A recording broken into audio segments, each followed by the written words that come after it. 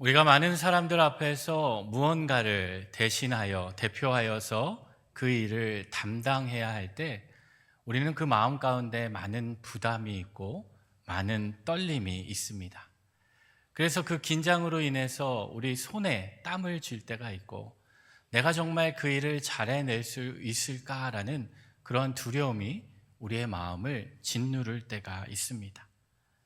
특히 여호수아와 같이 그 일이 단순한 일이 아니라 정말 이 나라 민족 전체를 이끌어가야 하는 이러한 큰 일을 맡게 된다면 그러한 두려움과 그러한 불안은 더 큰 두려움으로 찾아오게 된다라는 것이지요. 나도 모세처럼 위대한 지도자가 되어서 이 민족을, 이 이스라엘을 내가 이끌어야겠다라는 그러한 기대와 그러한 마음도 그 마음 가운데 있겠지만 아마 이 여호수아의 마음 가운데에는 그러한 마음보다는 내가 과연 이 일을 잘 해낼 수 있을까라는 그런 두려운 생각이 우리 안에 더 있게 된다라는 거예요. 오늘 아마 진급 예배를 드리고 또 새로운 또 이제 학년으로 이제 올라가서 새로운 공동체에서 예배를 드리고 특별히 이제 청소년부를 마치고 이제 졸업을 하고 또 대학에 가서 새로운 환경에서 적응해야 하는 우리 청소년 우리들에게는 그런 마음이 더 큰 마음으로 찾아오게 될 수 있습니다. 모세는 이스라엘 백성들에게 어떤 존재였을까요? 모세는 단순히 그 백성들을 인도했던 뛰어난 지도자는 아니었어요. 모세는 하나님의 능력을 받아서 하나님의 말씀을 선포하며 이 백성들을 민족의 지도자로서 이 백성들을 가나안 땅으로 인도하는 그 일에 하나님을 대신하여 하나님의 귀한 일들을 이끌어가는 하나님의 사람이었다라는. 그런데 그런 모세가 죽었다라는 것은 단순히 우리가 붙잡고 우리가 의지했던 그 지도자 한 명이 죽었다라는 것을 의미하는 것이 아니라 이 모세가 죽었다라고 하는 것은 이 백성들이 앞으로 나아가야 할 그 인생의 방향이 사라진 것과 같은 큰 충격적인 사건이었다라는 거예요. 그런데 그렇게 모세가 죽은 그 자리에 하나님께서 그 모세를 이어 택한 사람은 다른 사람이 아니라 바로 여호수아였다라는 거예요. 오늘 본문 1절 말씀을 보면 이렇게 고백하고 있습니다. 여호와의 종 모세가 죽은 후에 여호와께서 모세의 수종자 눈의 아들 여호수아에게 말씀하여 이르시되. 오늘 본문은 모세를 소개하면서 모세는 여호와의 종이었다라고 소개하고 있어요. 그는 하나님의 종으로 하나님의 말씀을 대신 증거하고 이 백성들에게 나아갈 하나님께서 보여주신 그 삶의 방향을 가르쳐주고 전달하는 하나님의 종이었다라는 거예요. 그런데 이 모세가 죽게 되고 그 모세를 이어 그의 후계자로 세워진 이 여호수아는 어떻게 소개합니까? 그는 여호와의 종이 아니라 모세의 수종자였다라고 소개해주고 있어요. 다시 말하면 이 여호수아는 처음부터 모세의 후계자로 선정이 되어서 준비된 사람이 아니라 그는 모세 곁에서 모세의 수종을 들던 종에 불과한 사람이었다라는 거예요. 그런 모세의 종을 하나님께서 택하셔서 그로 하여금 그 모세의 자리를 대신하게 했다. 그때 여호수아의 마음은 어떠한 마음이 들었을까요? 자신을 모세의 후계자로 택하셨다라는 그 선택에 대한 감사의 마음보다는 왜 저를 택하셨나요? 하나님, 이거 농담 아니죠?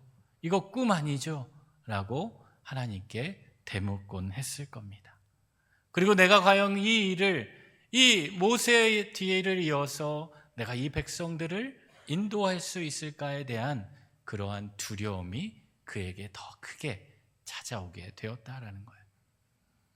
이 여호수아가 앞으로 이 백성들을 이끌고 나아가야 할 그 가나안 땅은 어떤 땅이었습니까? 물론 그 가나안 땅은 하나님께서 이스라엘 백성들에게 주신 약속의 땅이었어요. 그 땅은 젖과 꿀이 흐르는 땅이었고 하나님께서 아브라함 때부터 내가 내 민족에게 주실 그 땅이다라고 하나님께서 약속하신 그 땅이었다라는 거예요. 그런데 이 백성들이 여호수아와 함께 들어가야 할 그 땅은, 이 이스라엘 백성들이 그 땅에 들어가서 새롭게 거주할 집이 잘 준비되어 있고 또 그들을 환영하는 많은 것들이 준비되어 있는 땅은 아니었다라는 거예요. 이미 그 땅에는 이 이스라엘보다 더 강력한, 더 강한 민족들이 그 땅에 살아가고 있었습니다.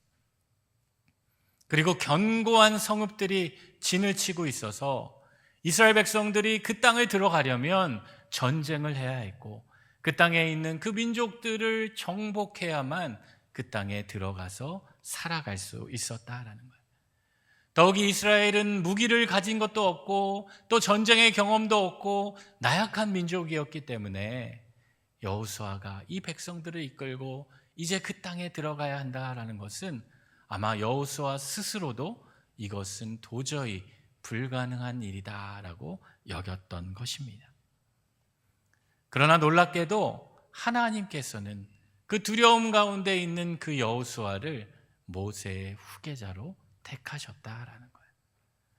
연약하고 부족하고 내가 과연 내 힘으로 할 수 있겠습니까? 라고 불안해하며 두려워하는 그 여호수아를 하나님께서는 택하셨다라는 거예요. 여호수아가 의지할 수 있는 것, 그가 내세울 수 있는 것은 아무것도 없었어요. 그는 이 모세처럼 레위 지파도 아니었고 이 에브라임 지파로 연약한 지파였습니다. 그가 내세울 수 있는 것, 그가 붙잡을 수 있는 것은 오직 자신을 부르시고 자신을 세우신 여호와 하나님밖에 없었다라는 거예요. 그런데 하나님께서는요, 완벽한 사람보다 이런 여호수아와 같이 두려움 가운데 있어도 하나님을 의지하는 자들을 사용하신다라는 거예요. 그리고 그 사람을 하나님께 선택하시고 그 사람을 부르셔서 연약하고 두려워하는 그 삶의 자리 가운데 찾아가셔서 그 사람으로 하여금 하나님의 일을 감당할 수 있는 사람으로 만들어 가신다라는 거예요. 오늘 어쩌면 이 자리에 있는 우리의 마음 가운데에도 여호수아와 같은 그 두려움이 내 마음 가운데 남겨져 있는 그런 분들이 계실 수 있어요. 내가 무언가 새로운 일을 해야 하는데, 내가 어떠한 일을 맡아서 감당해야 하는데 내가 정말 그 일을 할 수 있을까? 내가 가진 능력으로 그 일을 할 수 있을까? 라는 두려움이 앞서서 아무것도 하지 못하는 그러한 분들이 있을 수 있습니다. 그러나 우리가 기억해야 할 것은 그 두려워하는 우리를 하나님께서 부르시고 우리로 하여금 이 여호수아와 같이 하나님께서 맡기신 그 일들을 감당할 수 있도록 우리를 만들어 가신다라는 거예요. 오늘 이 여호수아 말씀을 통해 하나님께서 여호수아를 부르셔서 그에게 있는 그 두려움을 어떻게 극복하게 하셨는지 오늘 말씀을 통해 오늘 우리에게 있는 그 두려움의 문제들을 또 해결하는 그 비결을 깨닫는 은혜가 있게 될 줄로 믿습니다. 오늘 말씀을 통해서 우리가 깨닫게 되는 것은 첫째로 우리가 하나님의 임재를 신뢰할 때 우리는 그 두려움에서 벗어날 수 있게 된다라는 거예요. 하나님의 임재는 무엇입니까? 하나님께서 나와 함께 하신다. 우리가 임마누엘이라고 하죠. 여호와께서 나와 함께 하신다. 나를 지키시고 나를 살피시고 나와 동행하신다라는 것을 우리가 믿을 수 있어야 한다라는 거예요. 오늘 본문 5절 말씀입니다. 우리 5절 말씀을 우리 다시 한번 같이 읽어보겠습니다. 내 평생에 너를 능히 대적할 자가 없으리니 내가 모세와 함께 있었던 것 같이 너와 함께 있을 것임이라. 내가 너를 떠나지 아니하며 버리지 아니하리니. 아멘. 하나님께서 두려움 가운데 있는 그 여호수아에게 다가오셔서 오늘 5절과 같이 말씀해 주셨다라는 거예요. 어떻게 말씀하셔요? 내가 너와 함께 하겠다. 이 말은 단순한 위로가 아니에요. 단순한 격려가 아닙니다. 하나님께서 그 여호수아에게 주신 하나님의 약속의 말씀이다. 여호수아에게 가장 큰 사람은 누구였겠습니까? 여호수아의 마음 가운데 그가 동경하고 그가 부러워하고 나도 저 사람처럼 됐으면 좋겠다라고 여기는 사람은 모세였어요. 모세 곁에서 그의 수종을 들면서 모세가 이야기를 하면, 모세가 기도를 하면, 그가 가진 지팡이로 반석을 치면 하나님의 놀라운 기적이 나타나는 것을 가장 가까이에서 지켜봤던 사람이 바로 여호수아였다. 그런 여호수아의 마음 가운데 모세는 너무나도 큰 사람이고 너무나도 큰 존재였을 거예요. 그에게 임하신 하나님의 임재가 부러웠을 거고, 그를 통해 역사하시는 하나님의 역사가 이 여호수아의 마음 가운데 늘 이 부러움의 대상이었을 거예요. 그런데 하나님께서 그 모세가 죽고 그 여호수아를 후계자로 세우면서 그에게 내가 너와 함께 할 것이다 라고 말씀해 주셨는데, 그냥 단순히 내가 너와 함께 하는 것이 아니라 모세와 함께 있던 것 같이 내가 너와 함께 할 것이다 라고 이야기해 주셨다. 하나님은 이 여호수아의 마음을 너무나도 잘 알고 있었던 거예요. 그의 마음 가운데 동경하고 그의 마음 가운데 부러워하는 그 대상, 그 모세에게 역사하셨던 그 하나님이 이 여호수아에게도 함께 하실 것이다. 내가 너를 떠나지 않고 내가 너와 함께함으로 너를 지켜줄 것이다 라고 이 여호수아를 격려했다라는 거예요. 그리고 한 번만 찾아온 것이 아니라 또 이어서 하나님께서 그 여호수아에게 다가오셔서 6절 말씀을 해주십니다. 우리 6절 말씀도 같이 읽어볼까요? 강하고 담대하라. 너는 내가 그들의 조상에게 맹세하여 그들에게 주리라 한 땅을 이 백성에게 차지하게 하리라. 아멘. 다시 한번 하나님 찾아오셔서 여호수아에게 말씀해 주셔요. 모세에게 함께 했던 것 같이 내가 너와 함께 할 것이다 말씀해 주셨는데, 이번에는 또 어떻게 이야기합니까? 모세를 통해 주신 그 약속을 내가 너의 삶을 통해 반드시 이루겠다라는 거예요. 너에게 두려움이 있고 너에게 불안이 있고 너에게 염려가 있는 것 내가 다 아는데, 그것을 내가 너와 함께 함으로 그 모든 것을 이기게 하고 충분히 감당할 수 있는 그 은혜를 부어주시겠다라는 거예요. 사랑하는 성도 여러분, 우리 하나님은 이런 분이시다라는 거예요. 우리가 하나님을 신뢰하고 하나님이 우리와 함께 하심을 믿고 살아가는 그 삶의 자리 가운데 하나님은 찾아오셔서 우리와 함께 하시는 은혜를 더해 주신다라는 겁니다. 제가 초등학교 5학년 때 이 시골에서 살다가 서울로 이 전학을 가게 되었습니다. 이 시골에서 살다가 서울로 전학을 가니까요, 너무나도 환경이 다른 거예요. 완전히 새로운 곳이 펼쳐진 겁니다. 그곳에 가서 제가 그 아이들에게 이렇게 많이 주눅당하기도 하고 열등감이 느끼기도 하고 이 여호수아처럼 이렇게 두려움 가운데 많은 시간들을 보냈었습니다. 여름방학 때 이 이사를 가다 보니까 학교에 가지 않아서 이 친구들을 사귈 기회가 없는 거예요. 근데 그때 제가 가장 좋아했던 게 뭐냐면 이 야구를 하는 거였어요. 야구를 하는 걸 좋아해서 제가 시골에서도 그 야구를 했는데, 이 시골에서 어떻게 야구를 했냐면 저희 외할머니가 저희 시골에 있지만 야구 글러브와 야구 배트를 하나 사가지고 저에게 선물로 주셨어요. 제가 시골을 다니면서 이 야구 배트에 글러브를 껴가지고 이렇게 딱 메고 동네를 돌아다니면 동네 친구들이 다 주변에 모입니다. 막 피리 부는 사나이를 이렇게 따라가는 것처럼 제 주변에 모여서 재겸아 나도 야구 같이 시켜줘, 나도 야구 같이 하자. 그리고 제가 그것만 들고 가면 이 동네 아이들이 다 모이는 거예요. 그래서 모여서 이 논에서 야구를 하고 그랬던 시간들이 있는데, 이 서울에 딱 올라갔더니 그 동네에서는, 시골에서는 그 글러브를 가진 사람이 저밖에 없었는데, 이 서울에 오니까 모든 아이들이 다 글러브와 이 배트를 가지고 있는 거예요. 그래서 이 야구를 하길래 이 아파트 주차장에 내려갔습니다.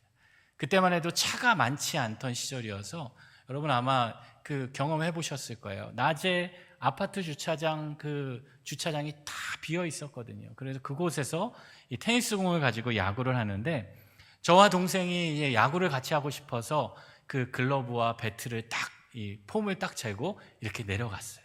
근데 내려갔는데 그 야구를 하는 그 친구들이 저와 동생에게 아무런 관심도 보이지 않는 거예요.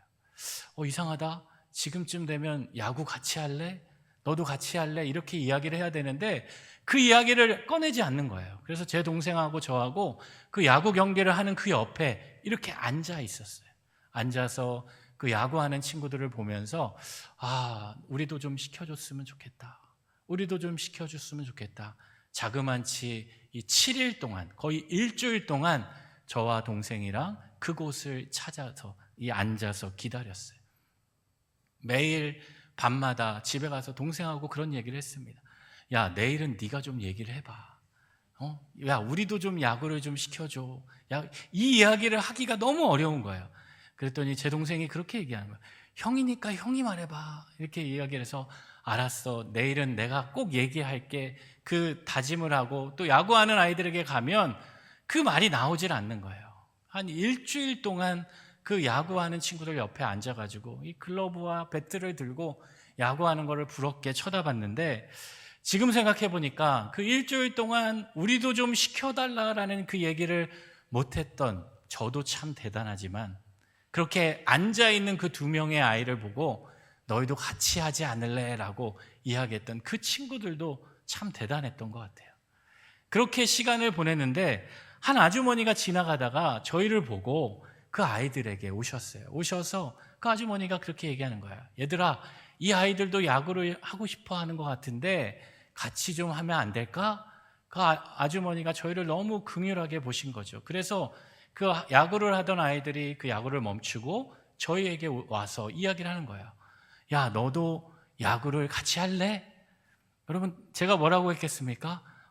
나도 같이 하고 싶어. 그래서 그 야구를 같이 하게 됐습니다. 저는 그때 그 지나가던 그 아주머니의 목소리가 이 천사의 목소리처럼 들렸어요. 그 목소리. 그런데 그 아주머니가 바로 저의 어머니셨어요. 저희 어머니가 아침마다 야구한다라고 동생하고 나가는데 이 아이가 야구를 잘 하는지 아니면은 못하고 있는지 어울리고 있는지 걱정이 돼서 아마 아파트 복도에서 이렇게 며칠을 지켜보셨던 것 같아요. 보시면서 스스로 얘가 이야기하고 어울리겠지. 이게 기다리다 참지 못하고 오셔서 그 아이들에게 이야기를 해주신 거예요. 저희 어머니가 오셔서 그 아이들하고 같이 이렇게 어울리게 해주고 야구 게임을 하니까 저의 마음이 달라지기 시작한 거예요. 엄마가 함께 해주고 그 자리에 있으니까 제 마음에 있는 그 두려움, 그 불안함, 그런 마음들이 다 사라지게 되고 그때부터 그 친구들과 즐겁게 어울리기 시작했습니다. 사랑하는 성도 여러분, 이처럼 부모가 우리가 함께해도 우리의 마음 가운데 있는 그 두려움이 사라지게 됩니다. 그런데 천지를 지으시고 우리를 지으시고 우리를 다스리시는 그 하나님께서 우리와 함께 하신다면 우리의 마음 가운데 어떠한 마음이 들겠습니까? 하나님께서는 단순히 우리와 함께 하시는 분일 뿐만 아니라 우리와 함께 하셔서 우리를 구원해 주시는 분이십니다. 하나님이 함께 하시면 우리의 삶 가운데 내가 처한 그 상황은 그대로일지 몰라도 내 안에 있는 그 두려움이 사라지고 그 두려움 대신 하나님이 주시는 강하고 담대한 마음이 넘치게 될 줄로 믿습니다. 사실 이 여호수아라는 그 이름의 뜻은 어떤 의미가 있냐면 여호와는 구원이시다라는 뜻이 있어요. 여호와께서 우리를 구원하신다. 그 이름 자체가 그 뜻이 담겨져 있다라는 거예요. 연약하고 부족하고 두려움 많은 인생이지만 하나님께서 나와 함께 하셔서 내 인생을 구원해 주시기에 나는 강하고 담대한 마음으로 그 땅을 살아갈 수 있다라는 그런 믿음의 고백이 그 여호수아의 이름 자체에 담겨져 있다라는 거예요. 이처럼 하나님께서 우리와 함께 하심을 우리가 믿게 되면 우리의 상황 가운데에도 그 상황을 바라보는 그 시선이 바뀌게 된다라는 거예요. 그리고 우리가 처한 그 두려움의 자리에서 우리는 두려워하기보다 하나님이 나와 함께 하셔서 나의 삶 가운데 지켜주시고 은혜 베푸시는 그분이 우리를 구원해 주시는 분이심을 믿게 된다라는 말씀입니다.